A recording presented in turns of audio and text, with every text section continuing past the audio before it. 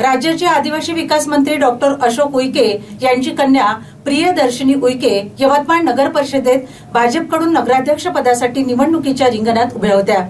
त्यांनी काँग्रेसचे माजी मंत्री शिवाजीराव मोघे यांच्या सून प्रियंका मोघे यांच्यावर दणदणीत विजय मिळविला।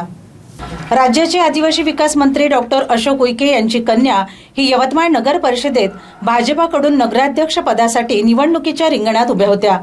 त्यांनी काँग्रेसचे माजी मंत्री शिवाजीराव मोघे यांच्या सून प्रियंका मोघे यांच्यावर दणदणीत विजय मिळविला।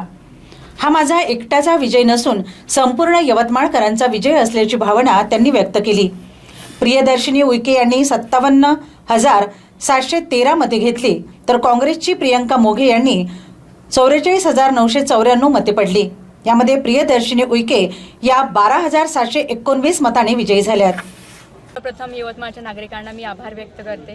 तसेच नगरसेवक पदाचे सर्व उमेदवार जे आज निवडून आले नगरसेवक झाले त्यांना मी हार्दिक अभिनंदन करते। आणि आता येणाऱ्या काळात सबका विकास सबका साथ या धोरणावर आम्ही चालणार आहोत।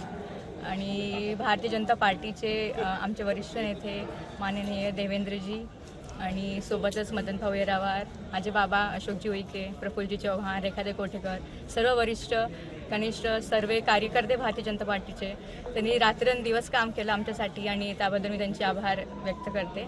आणि हा विजय माझा नाही तर पूर्ण यवतमाळकरांचा आहे आणि सगळ्या भारतीय जनता पार्टीचा आहे, यवतमाळच्या नागरिकांचा आहे असं सांगते। आणि मी खूप आनंदी आहे आणि हा आनंद आमच्या सर्वांसाठी आहे असं मी व्यक्त करते।